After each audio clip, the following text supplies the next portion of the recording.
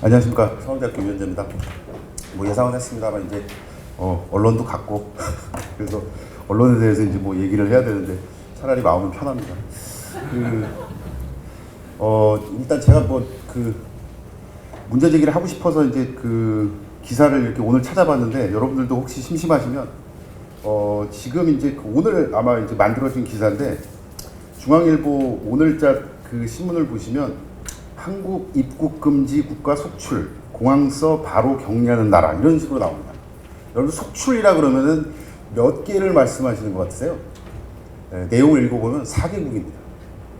4개국이고 그 다음에 단언컨대 여기가 이제 대체로 리터러시 레벨이 높은 공중입니다만은 그 4개국 제가 말씀드리면 지도에서 어디 있는지도 모릅니다. 잘.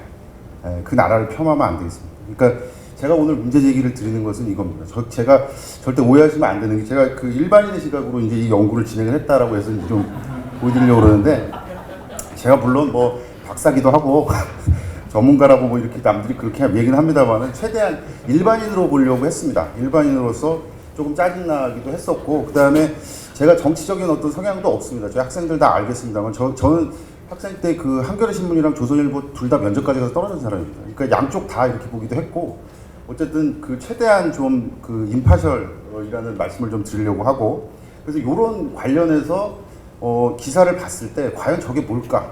제가 이 그 연구는 아닙니다만 이 발제 그 부제를 그렇게 하려고 했습니다. 이럴 거면 약속을 왜 했나? 라고 이제 언론한테 좀 말씀을 드리려고 했습니다. 아까 유명수 교수님 말씀하셨습니다만은 정확하게는 재난보도 준칙이 있고요. 그게 이제 기자협회에서 만든 겁니다. 그 다음에 또 하나는 감염병 보도 준칙이라고 보건복지부 출입기자와 헬스코마켓에서 했던 것이 있습니다. 근데 그 두 개는 약속을 한 거죠. 그러니까 그게 무슨 페널티가 있는 건 아닙니다만은 처음에는 이제 여기 있는 친구들 그 다음에 제가 진행을 좀 했습니다. 진행을 좀 했습니다만은 이제 아까 말씀드린 그 기준을 바탕으로 어긴 기사가 뭔가를 찾아봤는데 너무 많아서 이걸 어떻게 할 수가 없었어요. 그래서 오늘은 그 어떤 그 사례 몇 개를 좀 보여드리려고 갖고 왔고요. 뭐 아시다시피 일이 터졌습니다. 그리고 제가 좀 오늘 빨리 하겠습니다. 요거는 이제 WHO에서 공고한 이런 보건 사안이 그 뭔가 촉발했을 때 다 모여서 관련된 사람이 이런 사람들이 해결해야 된다라는 걸 스테이크홀더를 그려준 그림입니다. 당연한 거겠고요. 그래서 지금 이제 뭐 보도에 많이 나옵니다만은 이런 분들 그다음에 선생님들 다 이렇게 해서 지금 고민하고 있는 겁니다. 우리가 전부 다 스테이크홀더입니다. 근데 이제 그 역할이 다 다를 것이고 그다음에 핵심은 이제 위기를 극복을 해야 된다, 최소화시켜야 된다라는 거고 그다음에 또 하나 이제 계속해서 말을 하고 그다음에 우리 첫 번째 발표가 의사 선생님이셨고 두 번째가 보건학자고 세 번째가 이제 신문방송학입니다. 그래서 거기서 이제 얘기가 많이 나오는 게 위기 관리입니다. 이 위기를 어떻게 할 것인가. 근데 위기 관리 중에서도 또 섹터를 나눠보면 위기 소통, 이제 소위 말해서 리스크 커뮤니케이션이다라는 거고요. 여기서 왜 특히나 위기 소통, 리스크 커뮤니케이션이 중요하냐면 우리가 여기 휩싸여 있습니다. 그러니까 대한민국이 전 세계에서 미디어 리터러시, 그다음 미디어 활용 시간으로 따지면 전 세계 탑입니다. 다 아시겠습니다만 그렇기 때문에 굉장히 아젠다 세팅도 빠르고 그다음에 국회 가짜뉴스, 그러니까 다른 국가에서 뭔가 보이지 않는 언론 현상들이 많이 보이는 국가가 되겠고요.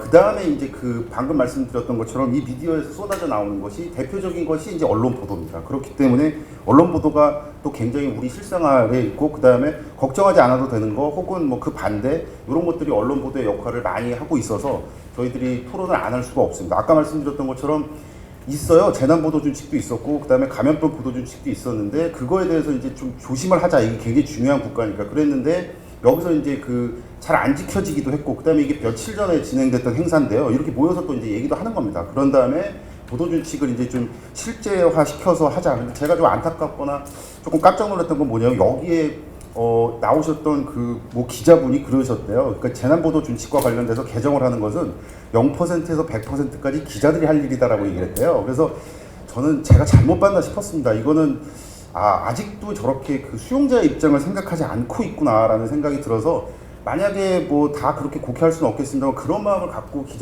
이게 기사를 쓰게 되면 어쨌든 정보에 어떤 무슨 하이라키가 있는 것처럼 오해를 하겠구나. 근데 지금은 사실 그런 시대가 아닌데 그래서 다시 한번 일반인의 시각으로 봤다라고 말씀을 드리고요.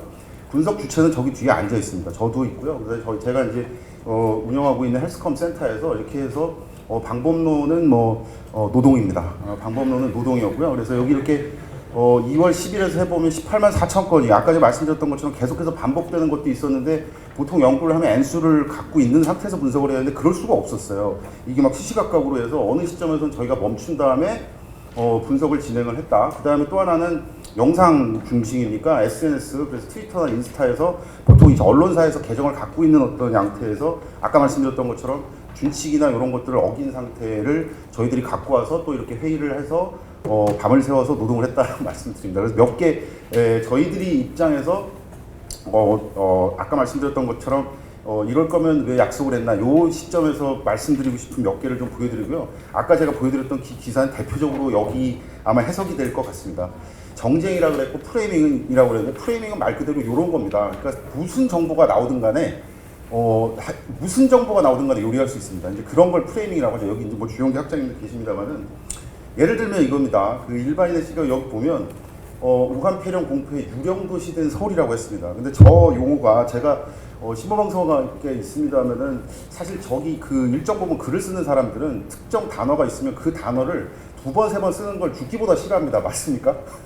예, 제가 할 때도 그랬고 아마 그럴 것 같은데 여기 보시면 이게 이제 조선일보인데요. 여기 보시면 이제 유령과 관련된 단어를 어디다 썼는지가 나옵니다. 여기 처음에는 보면 유령 도시에서 버틴다. 당연히 우한 얘기죠. 그 다음에 이제 뭐 오페라 유령 이렇게 뭐 이렇게 나오고 그러다가 여기 보시면 이제 신종 코로나의 경제 팬들이 중국입니다.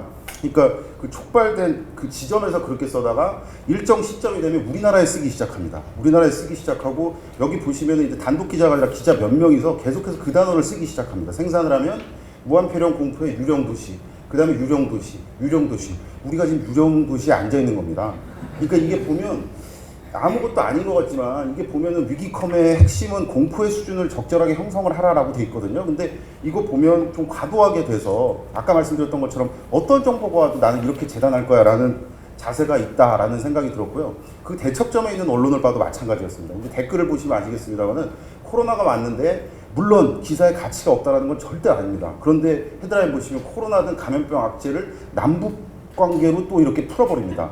이렇게 되면 해답이 저한테 있는 것도 아니고 누구에게나 없습니다만 댓글을 보면 반응이 있습니다. 댓글을 보면 아까 그 조선일보에서는 조선일보에 들어가거나 한겨레에 들어가면 당연히 많이 보는 사람들이 댓글을 남기잖아요.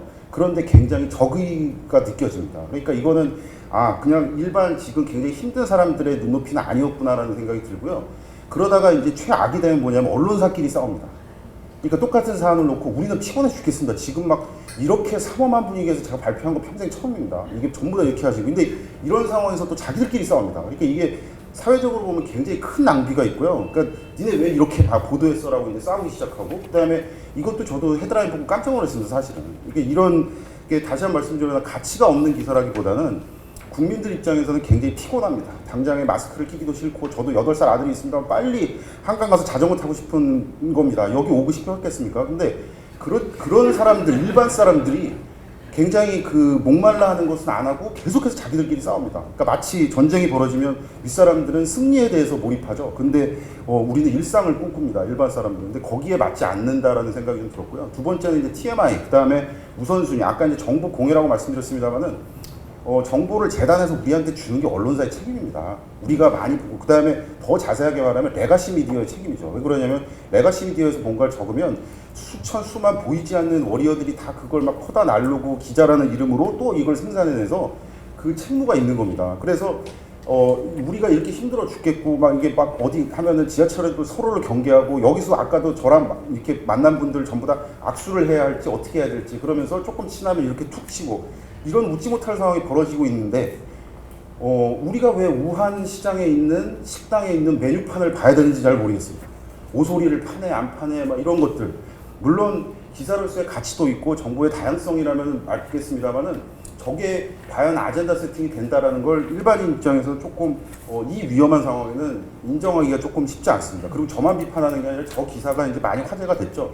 우한 탈출기라고 해서 저게 이제 조선일보 기자인데 거기서 우한 탈출을 자기가 어떻게 했는지에 대해서 계속해서 합니다. 그러면 다른 언론에서도 비판했습니다만은 기사가 갖고 있어야 되는 공익성과 객관성과 그다음에 가치, 타겟 이런 것들이 다 무시된 상태에서 적혀진 어떤 기사다라고 해서 아까 말씀드렸던 것처럼 최악의 상황인데 보면 언론이 다른 언론을 비판하는 그리고 공중은 굉장히 피로감을 느끼는, 마찬가지로 신종 생물학 무기 물론 굉장히 중요합니다. 저희 장모님도 여쭤보시더군요. 저게 진짜라네. 하지만 지금 우리가 알아야 될 것 같지는 않습니다. 그 다음에 또 하나가 여기 보시면 1인 1실 약 6평 무안 진천에 있는 그 실내를 저렇게 도표로 보여줘서 정보에다가 계속해서 실습니다. 그러니까 과연 좀 여쭤보고 싶습니다. 이게 과연 우리가 지금 이 상황에서 정말 그 사례가 없었던 정도로 굉장히 위험하고, 그 다음에 치사율이 어떻든 간에 우리는 일반인들은 그렇지 않습니까? 과학자들은 퍼센티지로 얘기해서 2.8% 김도현 교수님 이렇게 말씀하셔도 일반 입장은 그래도 죽어요 안 죽어요 이게 명목변수로 하는 게 일반인입니다. 그런데 이거에 대해서는 이해하지 못하고 계속해서 이렇게 얘기를 하는 거 보면 조금 답답했고, 그 다음에 도철하고 있습니다. 도철. 그러니까 저 안에 있는 사람들이 죄인이 아닌데 저거를 카메라를 지르고 주민을 땡기고, 그 다음에 또 하나 굉장히 놀라웠던 기사는 뭐냐면 어떤 기자가 가서 마산 진천에 있는 그 개발원의 그 뒤에 펜스가 산으로 연결이 돼 있대요. 그런데 그 펜스가 중간에 조금 끊어져 있답니다. 그러면서 이걸 흔들면서 제대로 되지 않아. 그 사람들이 범죄자입니까? 그 사람들이 우한에서 그렇게 돼서 비행기로 와가지고 힘들어 죽겠는데 그걸로 산으로 도망을 가겠어요?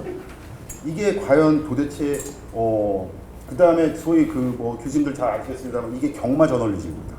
이게 보통 그 심층적으로나 이렇게 분석이 보도가 돼야 되는데 어떤 일이 터지면 1번마, 2번마, 3번마 아니면 이런 식으로 하는 걸 중계 시스템 경마 저널리즘이라고 하는데, 요번에도 대표적으로 아산 진천에서 벌어진 걸 여러분들 아실 겁니다. 그리고 어뷰징 업으로 이제 클릭 만능 이렇게 해서 이제 무조건 이게 이제 저희 센터의 연구원들이 다 모아준 건데 헤드라인 보시면 아실 겁니다. 아, 이거는 클릭을 하는 거구나.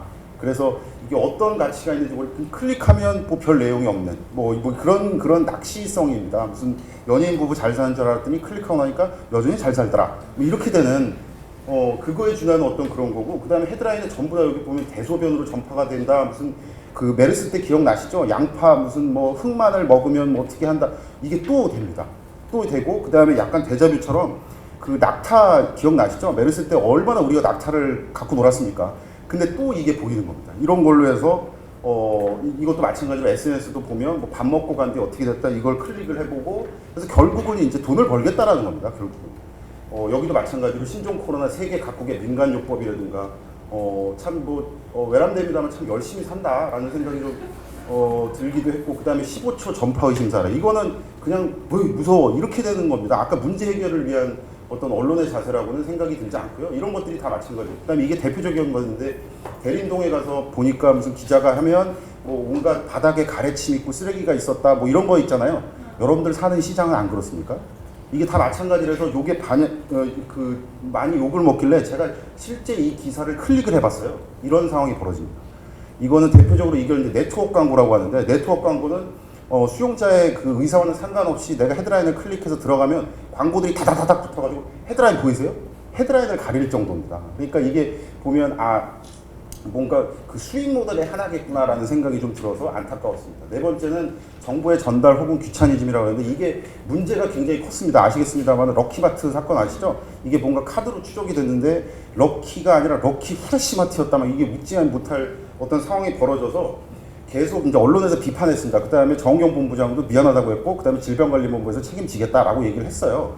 그런데 저는 묻고 싶은 게, 언론이 과연 떳떳했느냐. 언론이 계속해서 퍼져날랐잖아요. 그 다음에 저도 신박가 있습니다만은 공부 다 합니다. 뭐라고 하냐면, 기자는 전달자가 아니라 그게 진짜인지 아닌지 팩트체크도 정확하게 해야 된다라고 했는데 안 한 거예요. 그래서 여기 이렇게 보시면 제가 이게 이제 그거를 막 다뤘던 어떤 보도들도 나오고, 그다음에 사회적 비용이 계속 사회적인 어떤 낭비가 있었는데, 여기 보시면 이제 모 기사입니다. 그러니까 그날 어떤 사건이 벌어졌던, 여기 보시면 그대로 질병관리본부에서 나왔던 걸 정말 그대로 다 썼잖아요. 근데 상식적으로 생각해 보십시오. 여러분들 사는 곳에 럭키마트 하나 없으십니까? 그러니까 럭키마트인지 럭키 후레쉬마트인지 기자가 이걸 듣고 약간 좀 이상하면, 럭키마트라는 게 최소한 동네에 한두 개 있는 이름, 마찬가지로 예를 들어서 노래방이다 그러면 어느 동네에나 25시 노래방은 있습니다. 박수는 갈치 노래방, 이게 마찬가지입니다. 그러면 정확하게 법률로 정확히 동선을 공개해라 그랬으면 저런 오류도 저지르면 안 되는 거예요. 근데 저거를 그대로 퍼달랐다라는 것은 저도 여기 이렇게 얼굴에 왔습니다. 그래서 제가 한마디를 했습니다. 듣진 않았겠습니다만, 신속하지 않은 걸 용서받을 수 있지만 정확하지 않은 걸 용서받기 힘들다. 그 얘기는 정은경 본부장을 저는 개인적으로 팬이 됐습니다. 그 얘기는 뭐냐면 모른다고 얘기합니다. 그건 아직 안 됩니다. 그러면 기자가 집요하게 3번을 물어봐요. 그래도 모릅니다. 라고 계속해서 말씀하시는 건 정확하게 그러면 우리한테 이제 그 신뢰를 주는 것이죠. 마찬가지로 이제 가짜뉴스 막 이러는데 일말의 어떤 책임이 있다라는 생각이 좀 들었고요. 이것도 마찬가지로 무슨 전염될까 걱정인데 세탁기 돌려쓰는 입소자들 그래가지고 막 카메라 있었잖아요. 가만히 생각해보면 그 안에 있는 고생스러운 사람한테 전화 통화해가지고 영상 찍고 막 이런 것들이 과연 지금 필요한 상황인지는 잘 모르겠습니다. 그런데 또 하나 조금 안타까웠던 건 뭐냐면 신종 코로나 화학무기설과 관련해서 이런 건 또 열심히 팩트 체크를 하세요. 이게 보면 모 언론사에서 만든 팩트 체커입니다.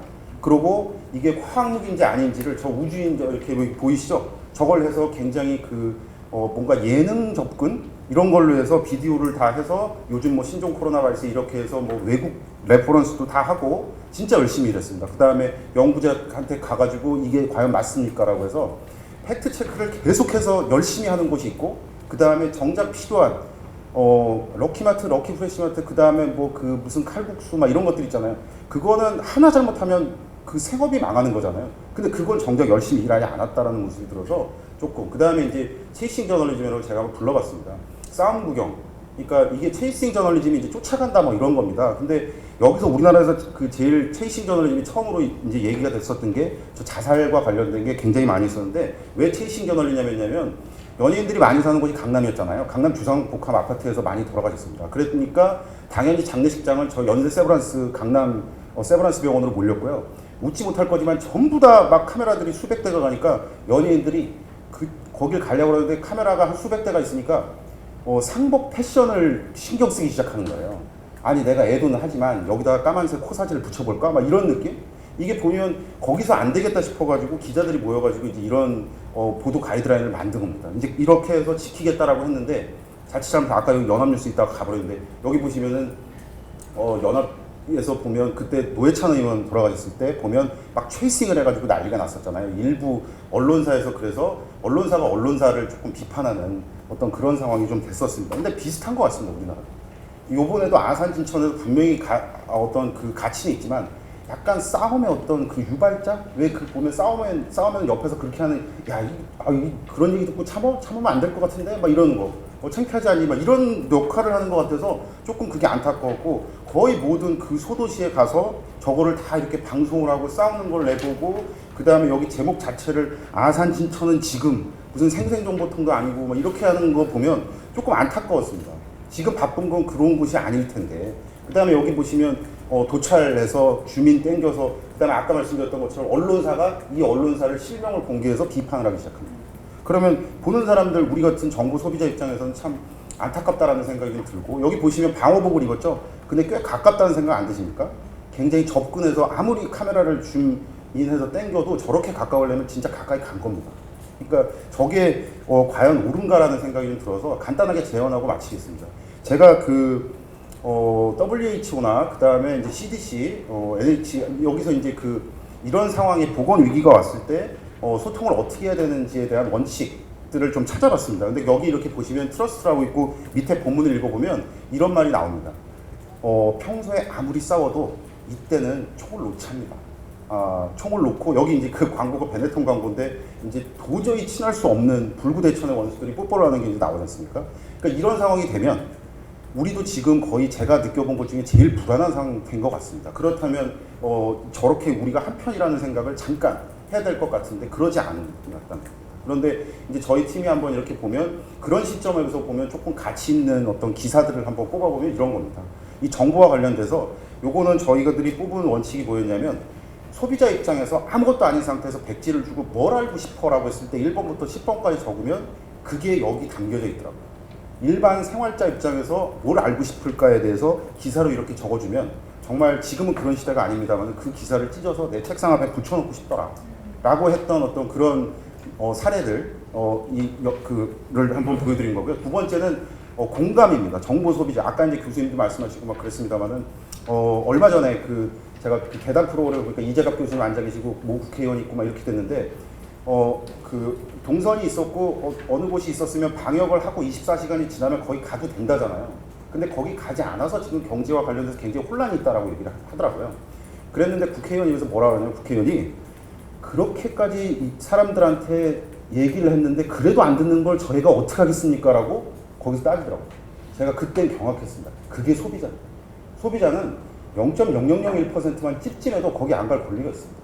제가 일산 사는데요. 일산에 뭐 거기 무슨 헤어샵 뭐 그 빌딩에서 한번 확진자가 한번 나왔잖아요. 제가 권리가 있어요. 일산 쪽으로 가지도 않습니다. 그렇다면. 그러면 제가 비이성적인 거겠습니까? 당연히 그런 거죠. 그 다음에 아산진천에서 님비 현상으로 막 언론에서 했잖아요. 그게 왜 님비입니까? 그건 님비가 아니라 당연한 반응입니다. 우리가 안 그러겠어요? 그러니까 그런 것들을 제대로 이해하지 못하고 소비자에 대해서 이것도 이제 찾아보니까 여기 보시면 처음에 이제 그 understanding your audience에서 나오더라고요. 그러니까 위험한 상황에 했을 때 결코 이성적으로 판단하지 못하는 사람들에 대한 대응을 해줘야 된다. 그게 미디어를 갖고 있는 사람들의 자격이다, 품격이다 라고 얘기를 하는 것들이 나와서 마늘 얘기 나오고 막 이렇게 도표로 나오고 막 이런 것들은 제가 보기가 좋았습니다. 저거는 마치 초등학생처럼 이렇게 계속 알려주는 거잖아요. 몇 번을 반복해도 좋습니다. 저거는 분명히 그 다음에 이제 각 지역별로 나와서 이렇게 SNS에 대응을 하는 걸 보고 저거는 내 지역에서 굉장히 그 잔인한 말입니다만은 딴 지역에서 어떻게 된 건 상관이 없을 수도 있습니다. 그럼 당장에 우리 집에서 어떻게 됐을까? 뭐 이런 것들, 이런 것들을 보여줬다라는 거. 그다음에 세 번째는 아까 번번이 말씀드립니다만은 전쟁은 해결이죠. 승리가 아닙니다. 근데 그 패러다임을 잊어버리고 있는 어떤 이런 뭐 여의도, 그 다음에 거기에 부응한 언론, 이게 뭔가 악의 고리가 있구나라는 생각이 들어서 일반인 생활 들어서 참 안타까웠습니다. 그런 상황. 그리고 그냥 아무렇지도 않게 그냥 양산을 합니다만은 저런 말도 안 되는 어떤 낙인 트라우마 이거는 공공보건에 도움이 안 됩니다. 아시겠습니다만 에이즈 환자 처음에 에이즈 하면 떠오르는 게 그 무시무시한 그림 때문에 에이즈 환자들이 다 숨었습니다. 이런 상황을 생각해 보면 언론이 굉장히 중요하다는 생각이 하고 마지막 마치면 아까도 말씀드렸지만 제가 상상할 수 있는 가장 심각한 트레저디는 전쟁입니다. 근데 전쟁에서 송혜 선생님이 그 텔레비전에 나와서 말씀하셨어요. 피난 가실 때 어땠어요? 6.25 때 얘기해 주세요. 그랬더니 그 선생님 보자면 왜 싸우는지도 몰랐대요. 왜 싸우는지도 모르고 피난이라는 게 딴 게 아니라 남으로 가겠다가 아니라 총소리가 안 나는 대로 그냥 뛰었대요. 자기는. 일반인은 그겁니다. 위에서는 뭐 때문에 해가지고 뭐 이 보도를 통해서 내가 뭐 누구한테 사랑받고 이건 잘 모르겠는데 전쟁의 반대말은 여기 끊겼는데 전쟁의 반대말은 평화가 아니라 일상이 됩니다. 아까 제가 말씀드렸습니다만은 요런 일상을 우리가 막 꿈꾸지 않습니까? 이런 것들이 빨리 뭔가 복잡한 거 모르고 빨리 저렇게 하고 싶은 사람들을 좀 이해하고 이게 권한을 갖고 있고 능력을 갖고 있는 미디어에서는 조금 미디어답게 생활을 했으면 좋겠다라는 생각이 들어서 발제를 했습니다. 감사합니다.